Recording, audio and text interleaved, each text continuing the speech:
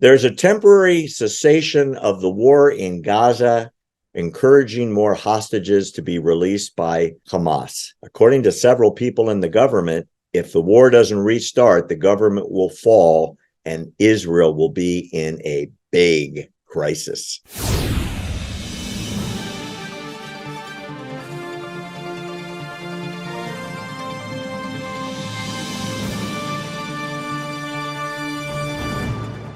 There's a big controversy in Israel right now, Claire, and it was made very clear by a statement a couple days ago from National Security Minister. This is in Israel, Itamar Ben-Gvir. He said that if the war against Hamas does not continue until its conclusion of the removal of all of Hamas leadership and a new institution of a reasonable civilized government in Gaza, what Ben-Gvir said, if the world, you've got to have a permanent truce, wins out, the government will fall, there will be new elections, Netanyahu's career will be over.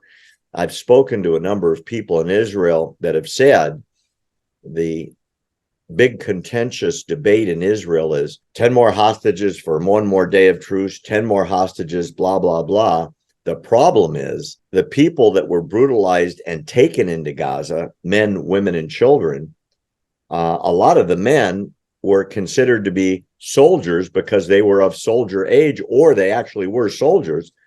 And the word is Hamas wants thousands of prisoners released in Israel that are convicted of murder, etc., or they won't give up the men.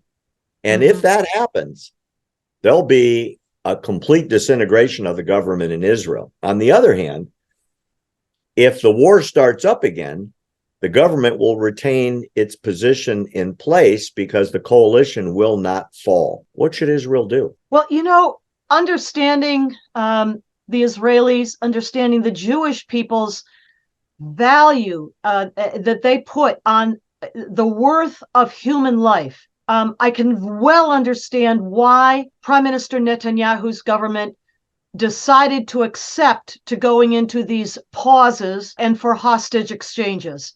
And you made a good point there, Barry, about those being released out of Israeli jails described as women and children. Well, they're all convicted of terror offenses, either knifings or shootings or car rammings or attempted suicide bombings, but stopped before they could cause casualties. Every last one of them went through a legal process, convicted and sent to jail. And the children, by the way, these are older teen boys, 17, 18 years old. They're not children. They're jihadis. So there's that. But I can still understand why the Israeli leadership has decided to enter into these multi-day now pauses. And now I think as of today, the number I've seen is they've received back something like 81 hostages released, which is, for every one of those families, that is beyond value to get them back. But to your question, I think that at some point the Israelis are going to have to say, draw a line. And Ben-Gvir is right.